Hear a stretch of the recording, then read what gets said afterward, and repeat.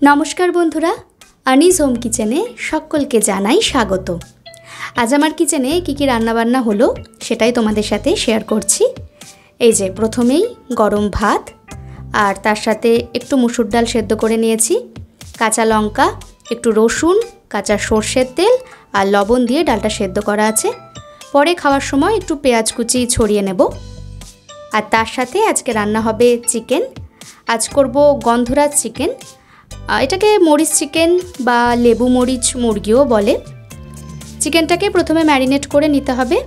তাই দিয়ে দিলাম 2 চামচ টক দই আর 1.5 টিস্পুন মতো ক্রাশড গোলমরিচ বা গোলমরিচ গুঁড়ো যেটা রেডিমেড পাওয়া যায় সেটাও দেওয়া যেতে পারে। তার সাথে হলুদ গুঁড়ো দিয়ে দিলাম, লবণ পরিমাণ মতো। পরে আবার গ্রেভিতে কিছুটা লবণ অ্যাড করব, কাঁচা সরষের তেল একটুখানি। আর এই যে গন্ধরাজ লেবুর বাইরের স্কিনটা মানে লেমন জেস্ট যেটাকে বলে সেটা একটু গ্রেট করে রেখেছিলাম, ওটা দিয়ে দিলাম। আর তার সাথে একটু লেবুর রস মানে অর্ধেকটা লেবুর রস মানে গন্ধরাজ লেবুতে তো রস খুব একটা বেশি থাকে না, ওই গন্ধটুকুর জন্যই এটা দেওয়া। এবার এটাকে খুব ভালোভাবে ম্যারিনেট করে নিয়ে তারপর 30 মিনিট মতো এটাকে রেস্টে রেখে দিলেই হবে। 30 মিনিটের বেশিও চাইলে রাখা যায়, আমি 30 মিনিটই রেখেছি।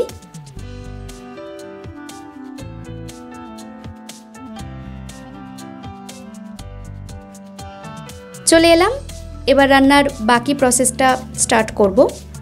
কড়াই গরম করে তাতে পরিমাণ মতো সরষের তেল অ্যাড করে তেলটা বেশ গরম হয়ে উঠলে তাতে হালকা ফোড়ন যাবে।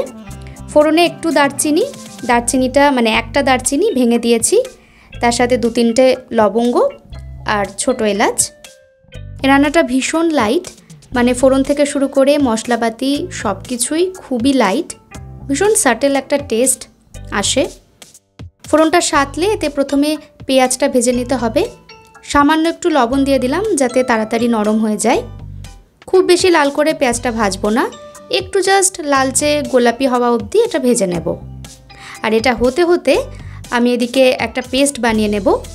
বেশ কয়েকটা কাঁচা লঙ্কা, আদা, রসুন, অল্প কিছুটা পেঁয়াজ দিয়ে একসাথে একটা পেস্ট বানিয়ে নেব। আমাদের বাড়িতে ঝালটা কেউ খুব একটা বেশি খেতে পারে না, সেই জন্য আমি 2টো কাঁচা লঙ্কাকে ঠিকঠাক রেখে বাকি লঙ্কাগুলোর বিচনগুলো কিন্তু ছাড়িয়ে নিয়েছি, কারণ আমার শুধু রং আর গন্ধটাই চাই।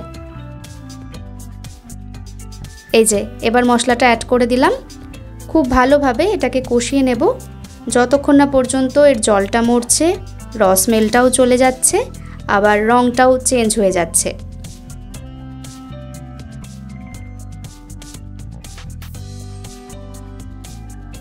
মশলাটা কষে গেলে তারপর ম্যারিনেট করা চিকেনটা অ্যাড করে দিতে হবে। এরপর যেমন করে আমরা নর্মাল মাংস কষিয়ে কষিয়ে রান্না করি সেই রকমভাবেই এটা রান্না করতে হবে। প্রথমে ফ্লেমটা একটু বাড়িয়ে মিনিট 5-6 মতো এটাকে নাড়াচাড়া করে নিচ্ছি। চিকেনটা যেই কুক হতে শুরু করবে তখন এতে অ্যাড করে দেব 1 টিস্পুন ধনে গুঁড়ো। বাকি কিন্তু আর কোনো গুঁড়ো মশলা এতে আমি দেব না, মানে জিরে গুঁড়ো বা কাশ্মীরি লঙ্কার গুঁড়ো এতে কিচ্ছু যাবে না। এর অরিজিনাল যে কালারটা মানে বাটা কাঁচা লঙ্কা আর হলুদের যে অথেন্টিক রং সেটাই কিন্তু এই রান্নাটাই থাকবে। আর এটাই এই রান্নাটার বিশেষত্ব রঙের দিক থেকে বা চেহারার দিক থেকে দেখতে গেলে। ঢাকা দিয়ে দিয়ে মিনিট 15 থেকে 20 এটাকে একদম অল্প আঁচে আস্তে আস্তে রান্না হতে দেব। চিকেনটা থেকে কিন্তু অনেকটা জল বেরোবে। এই যে এই পর্যায়ে অবধি চলে এসেছে। এবার আবার মিডিয়াম টু হাই হিটে এটাকে নাড়াচাড়া করে অপেক্ষা করতে হবে যাতে এবার এটা থেকে তেলটা সেপারেট হয়। তেল যখন ছাড়তে শুরু করে দেবে তার মানে আমার চিকেন কষানো খুব ভালোভাবে হয়ে গেছে। এবার গ্রেভির জন্য যার যতখানি জল প্রয়োজন ততটাই অ্যাড করবে, কিন্তু সেটা অবশ্যই উষ্ণ গরম জল হতে হবে। আমি একটু বেশি জলটা রাখলাম কারণ গ্রেভিটা কিন্তু পরে অনেকটা টেনে আসবে। লবণটা ফাইনালি আমি ব্যালেন্স করে নিলাম, আগে কিছুটা দেওয়া ছিল। আর 2-4 দানা চিনি এ রান্নায় আমি ব্যবহার করি, কারণ লেবু, টক দই এসব কিছুই যেহেতু পড়েছে সুতরাং স্বাদটার ব্যালেন্সটা হওয়াটা খুব দরকার। মিক্স করে নিয়ে এটাকে একদম চিকেনটা পুরোপুরি সুসেদ্ধ হওয়া পর্যন্ত ঢাকা চাপা দিয়ে আস্তে আস্তে রান্না করে নিতে হবে। গরমে এটা কিন্তু একদম আদর্শ একটা রান্না আর ভীষণ সহজপাচ্য। মানে তেল মশলা যেহেতু খুবই কম থাকে, শুধু বাড়িতে টক দই, গন্ধরাজ লেবু আর লেবু পাতা থাকলেই হলো, বাদ বাকি সব কিছুই ভীষণ বেসিক।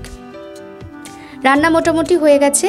এবার ফিনিশিং টাচ, 2-3টে চেরা কাঁচা লঙ্কা, স্লাইস করে কাটা 3-4টে লেবুর টুকরো, আর অল্প একটু লেবু পাতা, মানে ওই 2-3টে পাতা ছিঁড়ে ছিঁড়ে দিয়ে দিলাম। লেবু স্লাইস আর লেবুর পাতা দুটোই কিন্তু ব্যবহার করা হয় এর অ্যারোমাটার জন্য, ফলে এটা একদম রান্নার শেষে অ্যাড করতে হবে। আর এগুলো অ্যাড করে বেশিক্ষণ একদম ফোটানো যাবে না, কারণ ঝোলটা কিন্তু তাহলে একটু তিতকুটে হয়ে যেতে পারে।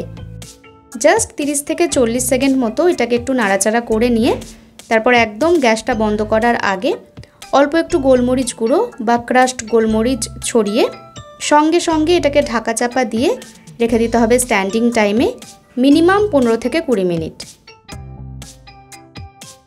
এই আজকের গন্ধরাজ চিকেনের ফাইনাল লুক। একেবারে খাওয়ার পরিবেশনের সময় আবার চলে এলাম। আজ নিজের থালাটা ভালো করে সাজাবো, একদিন বাবার থালা, একদিন নিজের থালা, মানে দুটোই সমানভাবেই দিই, কিন্তু ওই ক্যামেরাবন্দি করার সময় যে কোনো একটাই দেখাতে পারি। ভাত, মসুর ডাল সেদ্ধ, ওপর একটু পেঁয়াজ কুচি, কাঁচা সর্ষের তেলটা দিলাম না কারণ আগে এটা অ্যাড করা আছে। এরকম ডাল সেদ্ধ দিয়ে ভাত খেতে আমার খুবই ভালো লাগে, আর তার সাথে যদি গরম গরম মাছ ভাজা থাকে তাহলে তো পুরো জমে যায়। যাই হোক, আজ তো মাছ নেই, আজ এই সুন্দর চিকেনের প্রিপারেশনটা রয়েছে, আর একটু স্যালাড, শসা, পেঁয়াজ, একটু টমেটো নিয়ে নিয়েছি। তাহলে বন্ধুরা, কেমন লাগলো আমার আজকের এই ভিডিও অবশ্যই কমেন্ট সেকশানে জানিও। ভালো লাগলে একটা লাইক করো, বন্ধুদের সাথে শেয়ার করো। দেখা হবে অন্য কোনো পর্বে, অন্য কোনো দিন। আজকের মতো বিদায় নিচ্ছি। সকলে খুব ভালো থেকো, সুস্থ থেকো। ধন্যবাদ।